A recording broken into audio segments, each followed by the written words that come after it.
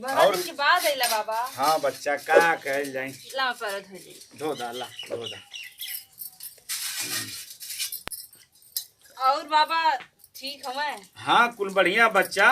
उ मंगरू राम कहला क्रांति पाठ करावे के हमारे घरे। हाँ यही से आवे पड़ल है ना।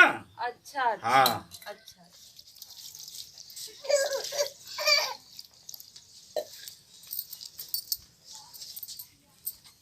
एक ठे पैरवा। अरे बाबा घरा में दो ही हिस्सा है। अच्छा तो हम अपन हिस्सा धोए। हाँ अब दूसर का वाले अपन हिस्सा धोवे। हाँ अरे बाप रे बाप दूसर का वाला वो धोई। हाँ अरे आवत ही बाबा। तो हिस्सा है। हाँ। अरे बाबा आवत है बाबा अपनो हिस्सा हम धो थे।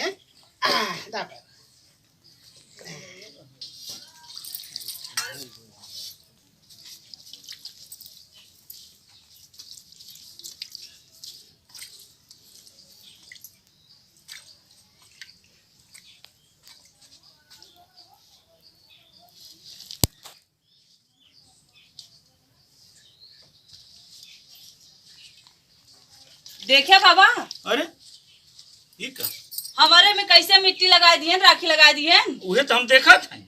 देखा तनी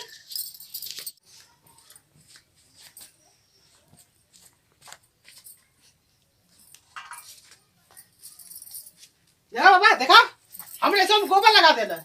हमारे में राखी लगा रहे। इतना मेहनत से हम धोए रहे हैं हमने सब गोबर लगा देना है। अब वो बताओ अरे ना कोटी काटे हैं हमारे में। अरे देखा बाबा देखा हमने सब मार दिए देखा। अरे अरे अरे अरे देखा बाबा देखा देखा बाबा देखा हमने सब बाबा गोबर देखा, काट मार दिए। रुआ देखा चिकोटी काटे हैं अरे हम खुद देखा थे। अरे अरे बाप रे बाप। अरे अरे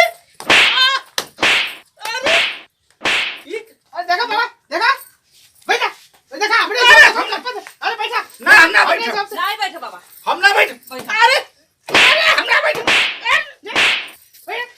बैठो बैठो।